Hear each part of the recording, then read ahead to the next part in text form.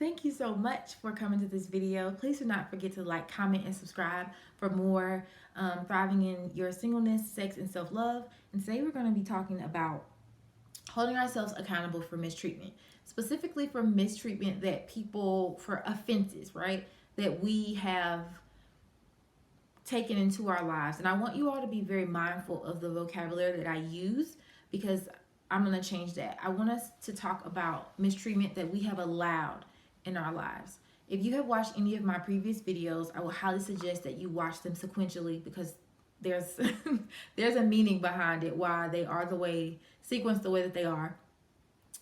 Is we have to take accountability in our self-love journey. So if we are really going to love ourselves in order to become higher, brighter beings, so we can help the world become higher and brighter, we have to take some accountability.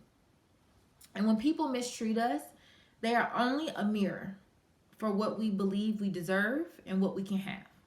So I'm gonna use an example. I'm trying to figure out which one because I have so many. I'm gonna use a really good example. There are people in my life whom I love dearly, right? And we have conflict. So I'm just gonna put this out there. There are some people in my life that were not treating me well. They were not treating me well. And the way that they spoke to me and the things that they accused me of greatly hurt my feelings. And I mean, every time I would see these people, certain things would come up, right? Name calling, you're this, you're that, you're always this, you're always that. And I would leave from seeing those people depleted. And I mean, just like crying, tear, like I would literally have to take a month plus to recover from being with these people. And then I realized something. I said, okay, what is it that they're saying that is triggering me? What is it about that? Is it what I really believe?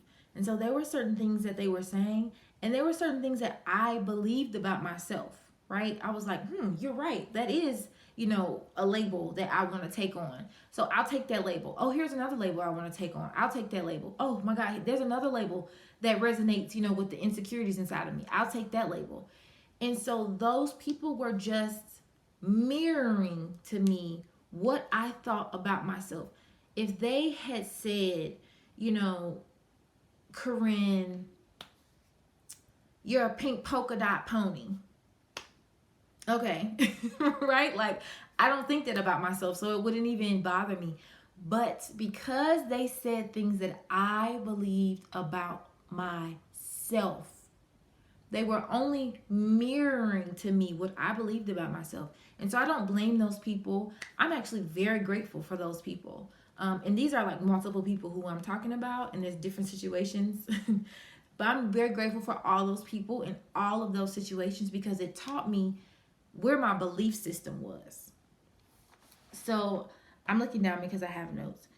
So you're going to have to look at your values, and I guarantee that the people you think are mistreating you don't align with your values. It doesn't mean that they're bad people. It doesn't mean that you need to cut them off immediately. It just means that those people probably do not align with your values. Like, I really value a relationship with God, and in particular, in a relationship with Jesus. I'm not sure what those people's stances are, but I don't think that they believe the same thing either. And I know that that was like one of the reasons why they felt like they could communicate with me like that, because in the Bible and like in the one that I read and the text that I follow is right, like let he without sin cast the first stones, and the power of life and death is in the tongue. So I want to align myself with people who are very careful with their words. Very careful with their words. You have to be kind to yourself, right? So if you've allowed for people to cross your boundaries and mistreat you, that's perfectly fine.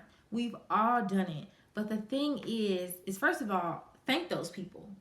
No matter who they are, no matter what names they called you, thank those people. Because they were only coming in to show you a mirror of what you believe about yourself. So they're great teachers. Tell them thank you. The second thing is figure out where the root cause comes from. So for example, I have a coworker and very wonderful lady, and she was not in a good space, in a good relationship. And when I asked her why, how this happened, she was telling me, that was kind of the first relationship that ever happened like that. I don't know where it came from. And it's like, okay, you went your whole adult life and then got into a super abusive relationship. So like, what is the root of that? Like, what about you thinks that you need to be abused? Like, where does that come from in you? So having that conversation with her was really interesting because she didn't even understand that what was happening was abuse. Like, she wasn't even clear. Like, she said, when the police handed me a pamphlet for domestic violence, she was confused because she didn't even understand that that's what was happening to her. So once you see it, you have to understand that these people are just a mirror for what you feel about yourself. And if you don't notice it in yourself, then of course you're not going to notice it in other people, because the journey starts here. And now I'm at a place where you cannot be unkind to me and stay in my presence. You can feel free to talk about me all you want, but it will not be in my presence.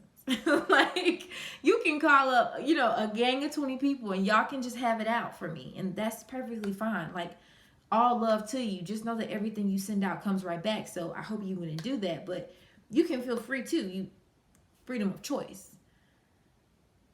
What it needs to be is understanding that it's a mirror.